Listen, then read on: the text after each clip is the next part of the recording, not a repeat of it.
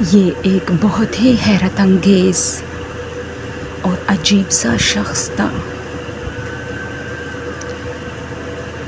میں اپنی خالہ کے گھر گیا تھا۔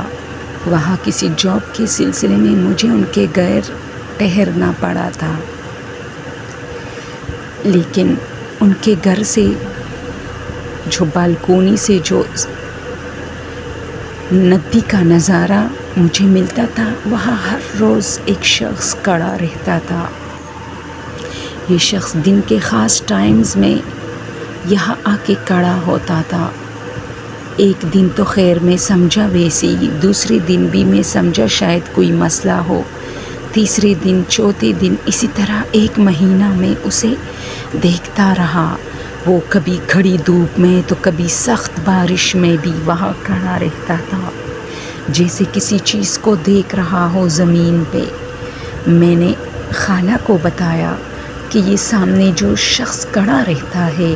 اس نے کہا ہاں وہ پاگل ہے۔ میں نے کہا یہ کیسا پاگل ہے؟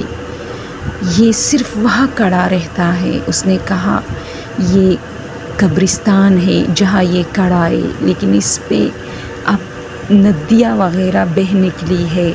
اس پر ایک قبر ہے جو اس کی وائف کا ہے۔ یہ شخص اس لیے وہاں کھڑا رہتا ہے، یہ کہتا ہے مجھے میری وائف نظر آتی ہے، وہ میرے ساتھ گھومتی پھرتی ہے۔ میں حیران تھا۔ خیر مجھے اس کے لیے ہمدردی بہت تھی، کیونکہ اکثر بہت سخت دھوپ میں وہ وہاں ایک ہی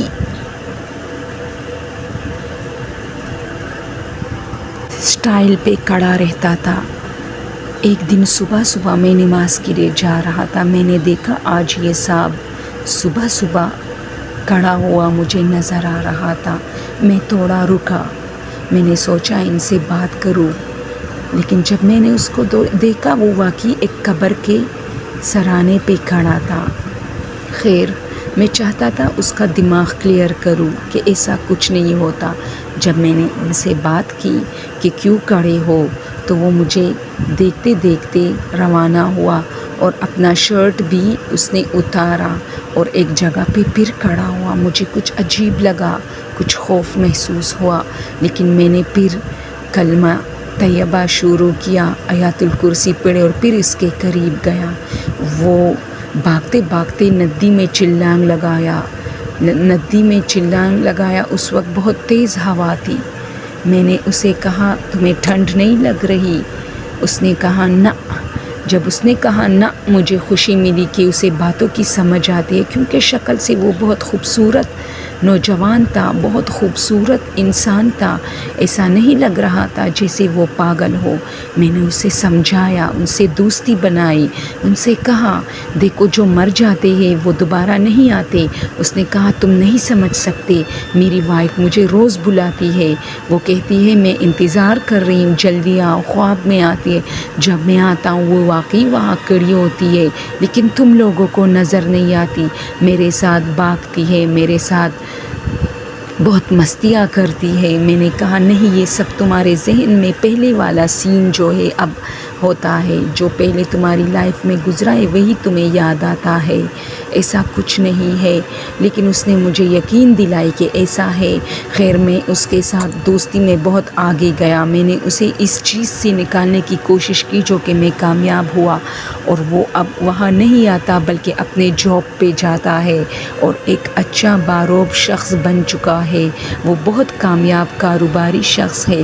تو کچھ دنوں پہلے میری ان سے ملاقات ہوئی۔ میں نے کہا بتاؤ اب کیا ہوتا ہے، تمہیں وہ نظر آتی ہے؟ وہ کہتا ہے دوست جن دنوں میں تم نے مجھے اس نشے سے چھڑایا تھا، ان دنوں میں یہ بہت زیادہ آتی تھی اور مجھے کہتی تھی اس شخص کی باتوں میں مت آؤ، آ جاؤ، میں انتظار کر رہی ہوں، لیکن میں اسے ٹالتا تھا۔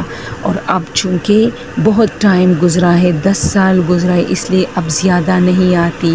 یعنی واقعی کوئی جن وغیرہ تھا اس کے ساتھ، کیونکہ وہ اکیلے قبرستانوں میں راتوں کو، صبح سویرے، دنوں کو کھڑی دھوپوں میں جاتا تھا، جس کی وجہ سے اسے تھوڑا سا جنات کا وہ ہوا تھا، اور کوئی جنات ہی تھے جو اسے وہاں بلاتے تھے، لیکن اسے نقصان نہیں پہنچاتے تھے دوست۔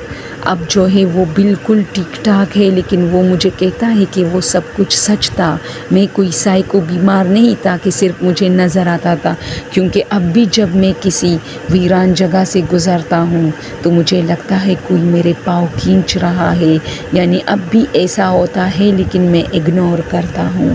دوستو یہ ایک ریئل سٹوری ہے جو کہ پنجاب کی دیہات میں پیش آئی تھی اور آپ لوگوں کے ساتھ شیئر کی۔ اگر آپ لوگوں کو چینل پسند ہو تو سبسکرائب کیجئے۔ Thank you.